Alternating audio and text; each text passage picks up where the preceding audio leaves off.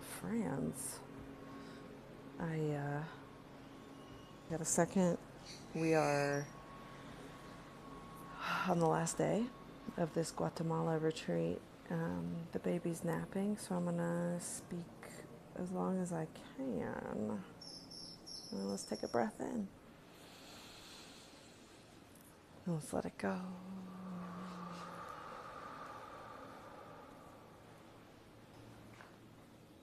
My amazing sidekick in all things illumination and beyond. She's been with me for 3 or 4 years now. She's a mama in the Philippines. She's helping me just come up with some things I can keep speaking to for the pod, so the pod stays alive, so the pod stays well, and so I can continue with the mission as the mission keeps evolving, as I keep evolving. That has become so clear this week. We've been here for 7 days, just so much deep diving for these women who came on the retreat. This is Julie's retreat of Paleo MG. She has a personal wellness brand that is just so powerful. She has been in the game for over a decade, and my love for Julie only deepens as we keep going. She's just such a badass and so pure in her heart, and it's an honor to support her and support these women, and it's just cool. It's just cool that we've gotten to be here, and I know that the retreat work is intriguing and is a part of so many of the women that I walk with your life, whether you've been with us or you've wanted to come with us or you hold your own space, or I don't know, there's this strong web of women wizards that can all feel how powerful it is to gather and sit together and practice that deep work, that deep play, baby. And that's where I know personally I have needed to land, and I've been landing here in this deep work, deep play bridge of, what is actually possible as we are all fully facing ourselves, fully facing our journey up to this point, our life, the beautiful and the crunchy parts of it, and also the beautiful and crunchy parts of this reality, not turning away from any of it. The retreat reminded me that there is so many little nuggets of truth that can be found, and it is not all from, everything being perfect and from us being perfect, far from it. So today I just want to give a couple little behind the scenes things that went on, and like what I'm perceiving or interpreting it as, just maybe like 2 or 3 interesting things. So it'll be a personal share, a share from something that happened with one of the ladies, and then a share from some of the facilitators here. So personally, this was my second retreat, bringing my baby girl, and she did so good on the travel coming here. The week before we left, my son had a little sickness cough thing upgrade going through his body, so I figured it was only a matter of time till she got it. And she did. She got it right when we got here to the lake, and so it was, maybe like 2 days, 2 nights at the very beginning of the retreat of just her being very uncomfortable as she was kind of going through her little sickness portal, and then the sleep being just freaking awful. And I'm no stranger to the awful sleep. Uh, in devotional motherhood, you just surrender over and over and over to that. And when your sleep is, I mean, one night I think I slept maybe an hour. But I've learned that in that space where I'm just like comforting her and, we're still laying there, she's nursing all night long, that kind of theta brainwave where, I'm not sitting on my phone, I'm just kind of like in the darkness. Like I can't sleep, I can't fall asleep, but I also am not like actively doing anything. I've learned, and this trip really helped me see like, oh, this is actually like a really cool creative space. So I just used those nights to breathe into my body, breathe into all the changes I'm feeling for myself and my work and my family as it grows. So it was kind of neat. And then, I still had to show up for the group. I still had to hold space. I still had to be, a professional in my field. And, I did. I delivered. And just like an opening circle, I share, like, not everything I'm going to present or teach is going to be for everyone. Like I make sure that the women all know that discernment is number one and resonance. So, it's not meant for everybody to find resonance with. It's just meant for me to hold the space for them to have the journey that they're meant to. And there's no judgment around that. There's no judgment if somebody doesn't like it or yeah, like, because we can't control that as space holders, and all I can do is just work on being in the highest levels of integrity that I can be with myself,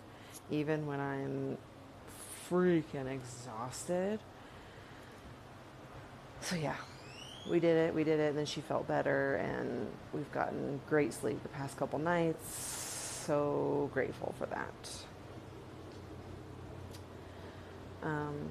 For the women, each of them have, especially at this retreat, I mean, there are so many options to go deep in so many different ways on this Guatemala retreat. It's a vortex in itself, the location, the lake, and then there are the retreat center itself is an extremely potent place to be. The food, it's just all there, and then you get access to these healing sessions. And one thing I noticed here is they actually gave them a lot more options of things to book this year. And that won't be happening in the future for all of y'all that come here in the future, because for the ladies it's like a candy store, and you're like, of course, wanting to do as many things. And so many of them booked everything. And so there wasn't a lot of time to just like be for them. And I can tell them all day long, like, please give yourself space. But I don't think that really happened for this group. So I'm really interested in like the reflections and what comes through for them there. We have one more like very light and playful manifestation workshop, and then closing circle tonight. And then, an integration call. So yeah. Yeah, that will be interesting one. And then everything, of course, is perception, right? Like how you perceive what is going on and what's happening around you.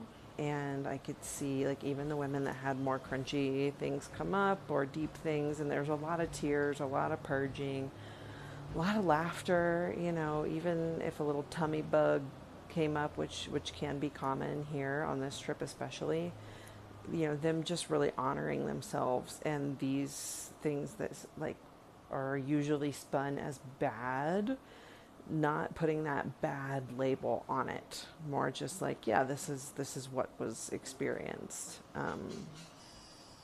So very, very, very proud of these women.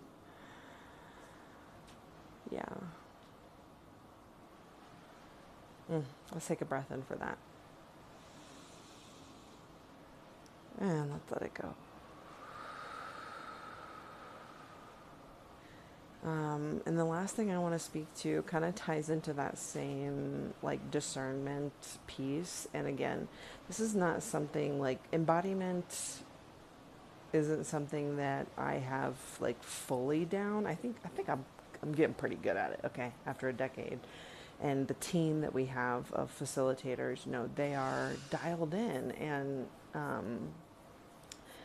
but why we always speak to women, especially that are new on the energetic path of like understanding how energy works and themselves as an energetic being, that discernment is everything, and that not everybody who has like some kind of offering in this space is actually embodied in a professional. Okay, so that word is so important, and that's what's coming up to share.